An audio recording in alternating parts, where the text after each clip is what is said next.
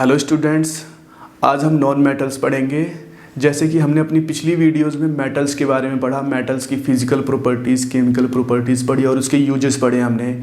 इसी तरह से आज हम नॉन मेटल्स पढ़ेंगे, इसकी फिजिकल प्रॉपर्टीज़ और इसकी केमिकल प्रॉपर्टीज़ पढ़ेंगे और साथ ही साथ हम इसके यूजेस पढ़ेंगे। तो इसकी फिजिकल प्रॉपर्टीज़ हम पढ़ने जा रहे हैं। सबसे पहले हम देखते हैं non metals are not malleable nor ductile.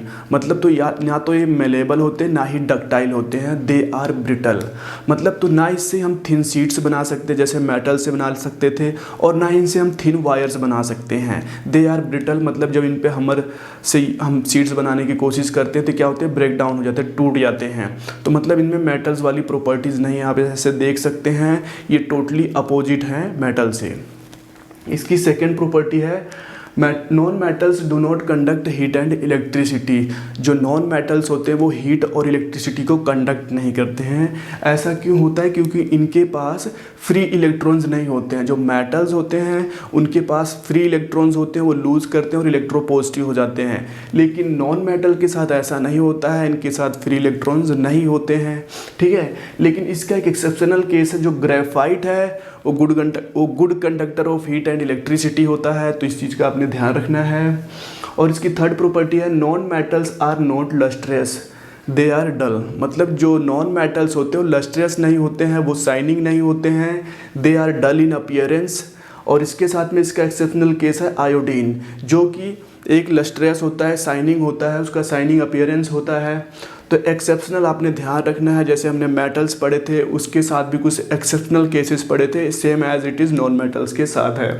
और क्या है, non metals are generally soft not hard and strong. ठीक है, जो नॉन मेटल्स होते हैं वो क्या होते हैं, सॉफ्ट होते हैं, ना तो हार्ड होते हैं ना तो स्ट्रॉन्ग होते हैं।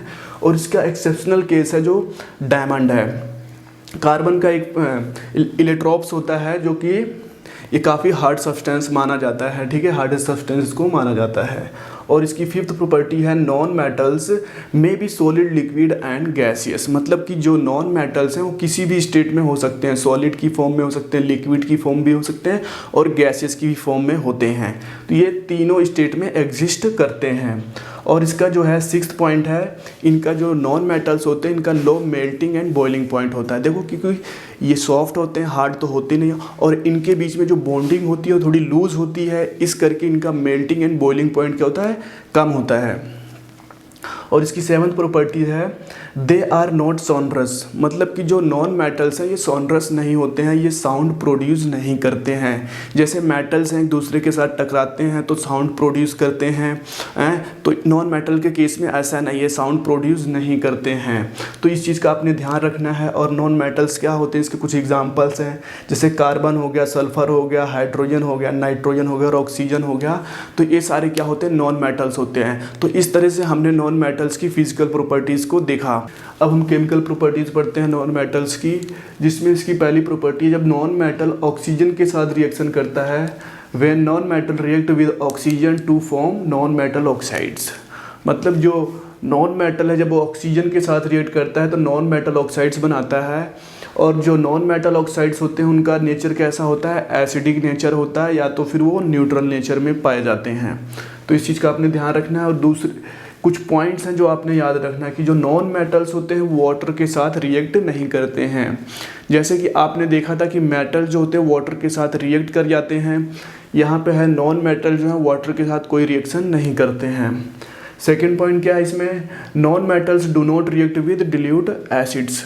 मतलब जो नॉन मेटल्स हैं वो डिल्यूट एसिड के साथ भी रिएक्ट नहीं कर रहे हैं। जैसे कि मेटल्स थे वो क्या कर रहे थे, डिल्यूट एसिड के साथ रिएक्ट कर जा रहे थे। तो ये पॉइंट आपने अपने माइंड में रखने हैं।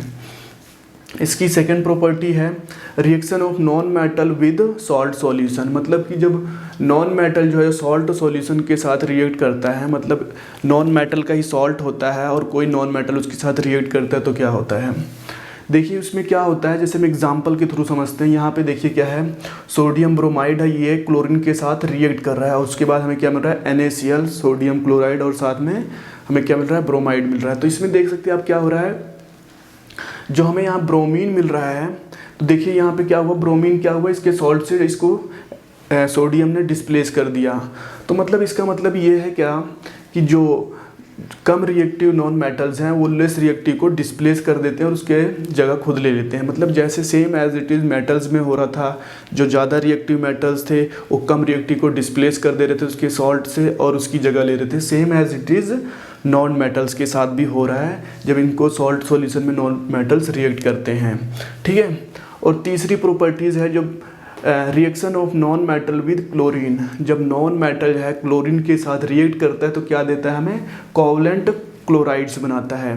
देख हमने पिछले मेटल्स में देखा था जब मेटल जो है क्लोरीन के साथ रिएक्ट करता है तो कैसा आयनिक क्लोराइड्स बना रहा था, लेकिन यहाँ पे नॉन मेटल जो है वो कोवलेंट क्लोराइड्स बना रहा है। ऐसा क्यों करता है, क्योंकि देखो जो नॉन मेटल्स होते हैं उनके पास फ्री इलेक्ट्रॉन्स नहीं होते हैं, वो इलेक्ट्रॉन्स क्या करते हैं, लूज़ नहीं कर सकते हैं। ठीक है। इनमें इलेक्ट्रॉन्स को गेन करने की कैपेसिटी होती है, इनमें इलेक्ट्रॉन्स कम होते हैं, इस करके ये कोवलेंट क्लोराइड्स बनाते हैं बाय शेयरिंग इलेक्ट्रॉन्स।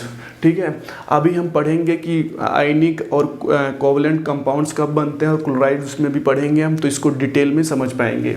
ठीक है। एग्जांपल देख लेते हैं, जैसे कि हाइड्रोजन है क्लोरीन के साथ रिएक्ट करता है तो क्या दे रहा है हमें, हाइड्रोजन क्लोराइड दे रहा है। तो इस तरह से जो हाइड्रोजन क्लोराइड है ये क्या करता है, ये कोवलेंट क्लोराइड है ना कि आयनिक क्लोराइड।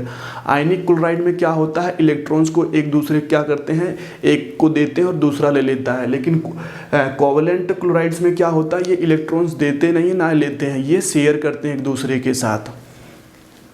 और इसकी फोर्थ प्रॉपर्टी है non metal react with hydrogen gives covalent hydrides.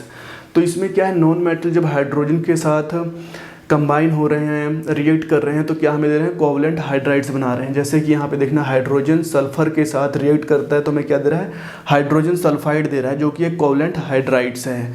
जैसे मैंने आपको कोवलेंट का मतलब बता दिया, कोवलेंट का मतलब क्या होता है, जिसमें इलेक्ट्रॉन्स की शेयरिंग होती है। और आयनिक का मतलब होता है जिसमें इलेक्ट्रॉन्स, जैसे दो एलिमेंट है कंपाउंड में, एक को इलेक्ट्रॉन्स देते हैं और दूसरा गेन करता है तो वो आयनिक कंपाउंड होता है। तो इस तरह से आप आयनिक और कोवलेंट का डिफरेंस समझ सकते हैं।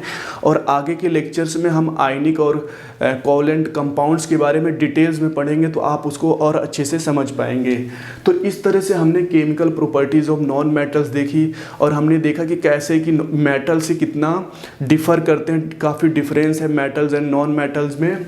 और हम इसके कुछ यूजेस जान लेते हैं कि क्या यूजेस होते हैं नॉन मेटल्स के। जैसे नॉन मेटल्स होते हैं, जैसे सल्फ़र हो गया, क्या होता है जैसे कि गन पाउडर वगैरह बनाने में इनकी हेल्प होती है, या फिर जैसे सल्फ्यूरिक एसिड बनता है तो उसमें सल्फ़र का यूज़ होता है। सल्फ़र जो होता है एक नॉन मेटल होता है। दूसरा हो गया हाइड्रोजन।